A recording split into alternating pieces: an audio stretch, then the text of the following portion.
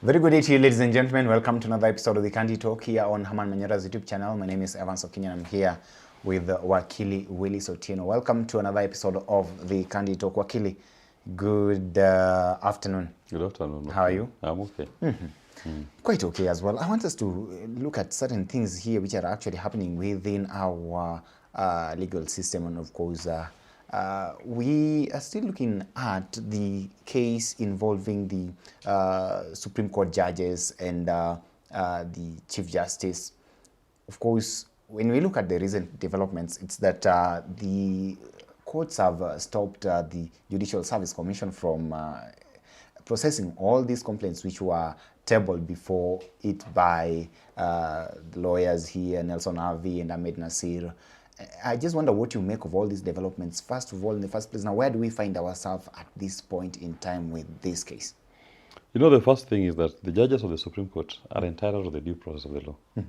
Even if they've previously denied other people an opportunity to a fair hearing, at least the Kenyan people owe it to them to give them a fair hearing when they're accused. So it's within their rights to file cases and for the courts to issue those orders to preserve the substratum of the case, to enable the court to process. So it is well in order. But one thing that should concern us, and I invite the Supreme Court of Kenya to do an introspection as to what happened that they found themselves in this space. That if there were to be a lynching mob to be unleashed on them today, the Kenyan people will not cry for them. That should be a point of introspection. When did they stop being a court that represents the people of Kenya? That even if certain people were to be the ones championing for their removal, I mean, Ahmed Nasir and Javier, the ones championing for the removal of the Chief Justice, those are die-in-the-hood Kenya Kwanza adherents. And we are not seeing popular public support or condemnation of that act. It should speak loud to the Supreme Court. They should ask themselves what happened. But somebody is also asking, is it really them? Is it No. really? What I'm saying, even if it is not them, if there's somebody behind them, but the fact that they're the ones pushing it and they're known to be associates of the administration, and Kenyans are not coming out strongly to defend the Supreme Court. I invite the Supreme Court judges, sit back and ask yourself, when did the rain start beating us? Because in the ideal, if this was an attack against a Supreme Court that has been standing with the people of Kenya, you will be seeing an onslaught against this attack. Kenyans will be standing in their numbers to defend the Supreme Court judges. Now they don't even have sympathies of the Kenyan people, who they are supposed to be serving anyway. It, to me, shows that the people have lost trust and faith in the Supreme Court, as led by Martha Koome. It is her moment to reflect and ask herself, what did she do wrong to the Kenyan people? Go back to your judgments, your orders that you've issued before, and where did they stand with in terms of respecting the rule of law and our constitution? And for me, the one particular one that pains me is the one that allowed the Finance Bill 2023. When the Supreme Court had previously said a Finance Bill and an Appropriations Act must include what we call estimates of revenue and estimates of expenditure. Yes. Then that is what you call a budget. They allowed an Appropriations Act that didn't have estimates of revenue, so that you can accommodate William Ruto's misbehavior. Why? Why did they go against their own previous decision? Why did they go against the provisions of the Constitution on what constitutes a budget? It is these kind of things that you make rule decisions to accommodate political interests is what leads to erosion of public confidence in an institution. And now the Supreme Court is facing. Its past has caught up with it. That's why they're not getting this kind of public support that ordinarily would have come. When Maraga's court was always on attack, the Kenyan people always stood with Maraga. And they had the confidence of the people to take on the executive. But this one has been sleeping with the executive. Now the people who are associated with that executive are attacking him. And we're not seeing Kenyans coming out in their numbers to defend him. So that is what I say. It's never too late. Go back and find your true calling as a Supreme Court and make decisions as guided by the law, not extraneous fact that we are not aware of. So Kenyans are wondering, why are these judges making these moves? Why have they quickly rushed to court to stop the processing of these complaints against them? Of course, the main thing it tells you that there is a possibility of an underhand political hand who is pushing all of these things, who is trying to process these complaints. But it speaks to what the Supreme Court itself has done. Look, for example, at the case of Tuju, the one for Dari. The Supreme Court decides, the judges decide to recuse themselves from hearing that case, but in the process, issue substantive orders against that company.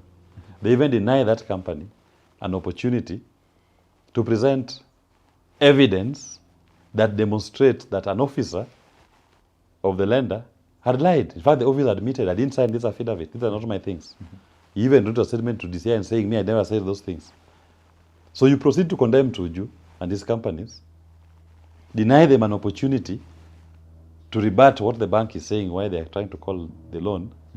A bank's own officer is saying, me, I never said these things that are being used as the basis to sell his property. A bank officer is saying, I didn't say this. He's disowned his own statement because he said, I didn't sign it. Then you deny him. Your answer is to recuse yourself. So once you recuse yourself, what do? Then stop hearing that case. But you cannot make orders that are adverse to a party. Then you recuse yourself to deny him an opportunity to be heard. So what happens to the orders that you issued? Do they still stand? So where do you expect Dari Limited to go and seek justice? So it is the conduct of this Supreme Court. What they've done to Kenyans in this country. I'm not even going to talk about our personal experiences. Let me talk about the experiences of other people. The Tuju case, it's very sad. And more Kenyans, they've been dispensing justice at whims. They say this today, tomorrow they say this opposite. Okay. So there is no way you can even advise your client today in this country as a lawyer that is the position of the law as interpreted by the Supreme Court on this particular issue. You cannot. Oh, okay, talk to me about the substance of the ruling that actually stopped the JSC from processing these complaints. You know, that was just a stay decision, a stay order. Yeah. That in the interim, pending the hearing of the petitions filed by the Supreme Court judges, let no adverse step be taken on the petitions filed by before the JSC until the petitions filed in court are heard and determined. Because they are questioning their right to be heard. Which is okay. We are not like them. The Kenyan people are not like them, who denies people an opportunity to be heard. At least for them, they're entitled to that right to be heard. It is their right to be heard. Let the High Court hear those petitions and render itself. That is in order. We cannot say they are not entitled to be heard. And nobody should say, because they are stay orders, that they should be ignored. No. If you are a country that respects the rule of law, let them be respected. Let the High Court deal with the petitions before it. Once they are concluded, accordingly the JSC should be guided on what steps to take. But the Supreme Court judges who also sit in court, now they are going to beg for justice before other judges. Can they, when they go back to those courts, give Kenyans justice without fear or favor? So what is the role of the Judicial Service Commission here? Because Kenyans understand it that it should actually be the body that checks on the excesses of members of the judiciary and our judges and all those people who are involved in the legal and justice system in the country. Now, when it reaches such a point, because we were like, the judiciary, the JSC should function in some sort of a specific way, such that if a Kenyan has any complaint against any judge, then it's the role of this body to actually go ahead. So how different does it actually function? No, the JSC is the one that exercises administrative and disciplinary control over the judiciary. So they will function ordinarily, but for the state, because the High Court still retains supervisory powers even over the JSC or even the Constitutional Commission when exercising its mandate to protect against abuse. So it is well in order for the High Court to, in excess of its supervisory jurisdiction, to at this point pause. Then we inquire if the process is good. But one thing that is going to come out of these High Court proceedings, because if you look at Martha Kome's and I think Ibrahim's petitions in the High Court, one of the grounds they are raising, is that the JSC has not developed rules to guide the process of removal of judges. Martha Kome is the chairperson of that JSC. Ibrahim is a member of that JSC. So it will be interesting to see that a party who sits in a body and he has failed to develop rules, now want to rely on that failure to develop rules of procedure as the basis for him not to be considered by JSC. So it tells you, that's why I say, people need to do their jobs. If you sit in JSC and there are no rules, make sure that those rules exist. Make them. And don't process other people's complaints because there are no rules. Because you had a complaint, they have processed complaints before against other judges and judicial officers. How did they do it without those rules? Now when it comes to them, the rules are more important.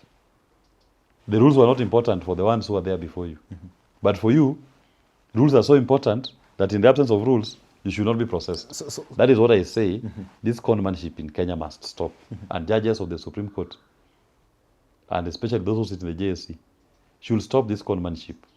Let them go back to find out what they did wrong to the people of Kenya and correct it.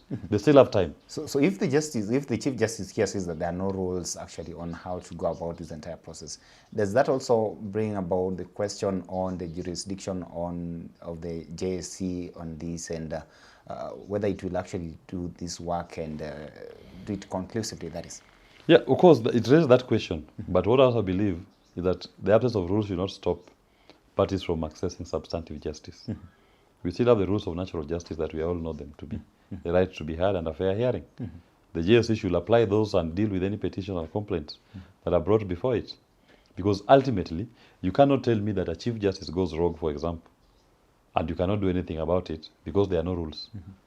And those rules are supposed to be made by that same Chief Justice who chairs the JSC. That's the absurdity. That's an oxymoron. We must reject it. We can always look at the principles of the Constitution and the rules of natural justice, apply them to process any complaint against an officer, even in the absence of rules. Otherwise, the mischief that we are witnessing, maybe it was intentional not to develop those rules, so that in case it comes to me, I will say there are no rules, you cannot process a complaint against me. We must reject that. So there's a constitutional gap with regards to those particular It's not a constitutional gap. It is purely a procedural gap in how to process a complaint against a judge. But the Constitution is very clear on the conduct of a judge and the removal of a judge. And the absence of rules cannot vitiate the removal process just because the rules were not developed. What the person has done, maybe if somebody has acted contrary to the Constitution, you cannot tell me that they cannot be penalized or sanctioned because there are no rules developed in a regulation, not in the Constitution, on how to process him or her. But those are arguments that will be made in court. And we'll see how the courts are going to determine that particular question. The Kenyans who believe that perhaps the only reason why the judges went to the High Court to protest, is because maybe they fear there could be some sort of skeleton that could be revealed and that could actually maybe injure their case. Of course, there's a legitimate fear on their end. There's a legitimate fear that you don't know what nature those proceedings may take. And even may turn into a lynch mob against them. So it's important that even if we are going to process any complaints against any judge, not just the Supreme Court judges, it must be protected. It must be done in a way that accords with the rule of law and the rules of natural justice. They're entitled to that right. That is their entitlement. Even if they have been known before to deny other people the right to a fair hearing, then they must be given a fair hearing. Because we are trying to create a society that respects the rule of law. That even someone who has acted oppressively before, don't be like them by denying them their rights to a fair hearing. You must respect their right to a fair hearing and accord them justice. That becomes the difference between the Kenyan people and legacy leaders. These are legacy leaders. These Supreme Court judges, they are part of what I call the legacy politicians. Those who've been in a public space for the last 30 years or so. All they know they've lived off is public money. All their lives. They've become an entitlement to them. Yeah? They believe it's them who, if you're not in this commission, you're in this court, you're in this. It is them, legacy politicians, I call them. We are creating a nation that, if you ask me, people should not be in public space for more than 20 years, unless you're a career civil servant. Why should someone, for example, be a Supreme Court judge for 30 years? Of what benefit is it to the people of Kenya? See, at some point, you let go. People should not be in that court, if you ask me, for more than 10 years. Do one petition and go away. They become legacy politicians. There's no difference between them. And Kasongo, who has been in government since 1992, all his life, All he knows is to live off taxpayers' money. And he's not a career civil servant. You just had to bring in Kasongo even where... But there's no difference. These people have been in this public space. Are you telling me that of the 53 million of us, only these 7 must always be in those offices for 30 years? There's someone who wants to become a Supreme Court judge for 20 years. Why? They have the most superior brain in this country. Serve 1 7-year term and go away. Let another Kenyan sit there. This is an uncomfortable conversation that we should be having in this country. Why should some people occupy certain offices and become legacy? If you want to be legacy, stay in the High Court or Court of Appeal. But don't go and create legacy in the Supreme Court, because Supreme Court is supposed to be providing policy leadership on access to justice, developing jurisprudence to guide the other courts. But if yourself you become a legacy, if you create a bad precedent, so we are stuck with your bad precedent for 30 years because you're a legacy politician, a legacy judge. No. If you want to be a legacy judge, stay down here, because we have an opportunity for a rotating court to always look at these principles and develop and give guidelines to the courts and the public sector on how things are supposed to be done. I don't support a legacy Supreme Court. Legacy politicians, legacy Supreme Court, legacy judges, they should not serve for more than 10 years if you want to be a legacy politician. At the top level, we should find a way in which we will let the steam off, man. Let's nurture new brains to come and occupy those positions. They serve for a short term, they also go. Because that point is a point of at that level, it's not about yourself. It's about creating a direction for the nation. Okay. So why do you want to become an institution? You serve for a short time and you leave. You leave. So that your ideas that you've come up with the short term, the next group will also consider them. If there was a problem, it can be corrected. If you want to be legacy, Court of Appeal, High Court, magistrates. In a country where our institutions are actually riddled with corruption and all that, so hata kama ni kuiba, you be there for 10 years, you still let go. No. Of course, the rule of law and the question of due process of the law still applies to you. Yeah. But what we are saying now, if they are guaranteed 30 years or 20 years to sit in the Supreme Court, you're telling them they can nibba forever. Don't you see our governors have 10 years? So they're like, I have 10 years, so I need to steal as much as possible. No. But they have been taken to court.